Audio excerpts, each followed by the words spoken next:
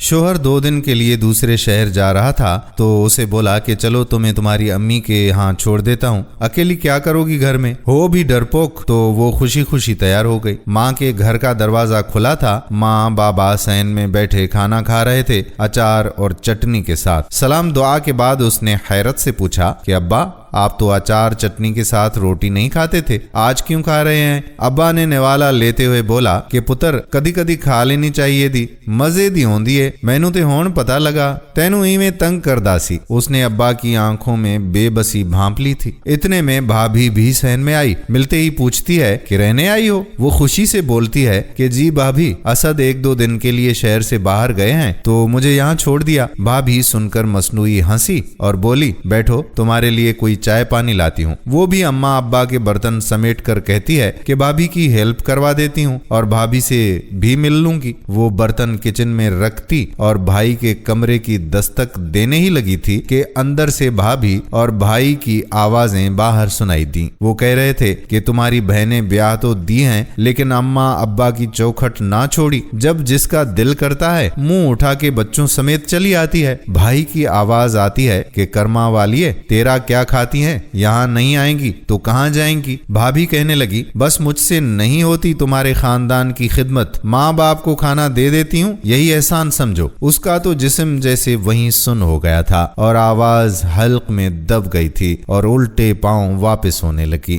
थोड़ी देर बाद फोन पे बात करते बाहर निकली। कहने लगी, अच्छा अम्मी, आप लोग आए हैं गाँव से वापस, पहले बता देते तो मैं अम्मी की तरफ आती ही ना। चलें, आप परेशान ना हो, मैं अभी वापस आ रही हूँ। आप ऐसा करें कि साथ राबी आपी के घर बैठे, मैं थोड़ी देर में आती हूँ। अम्मी अब्बा भी हैरान होके कहते हैं कि पुत्र एक ही गल हुई। तो वो बोली कि अब्बा जी, असद की अम्मा आई हैं तो उन्हें कैसे छोड़ दूं, फिर आऊंगी इंशाअल्लाह, अभी इजाजत दें। अपने आंसू को हल्क में उतारते हुए दोनों से मिलती और बाबुल का घर फलांगाती। वापसी पे एक एक कदम एक एक मन का महसूस हुआ और होंठों को भींचती चली गई, जैसे खुद को हौसला दे रही हो। उसे फिर वो बात याद आई कि फसलें जो काटी जाएं उगती नहीं हैं, बेटियां जो ब्याही जाएं मुड़ती नहीं हैं। बेशक मैके माँ बाप से होते हैं लेकिन कभी उनके होते हुए भी वो बेबस होते हैं। रात खाने में उसे नमक ज्यादा लग रहा था जबकि वो नमक उसके हल्क में उतरते आंसू का था।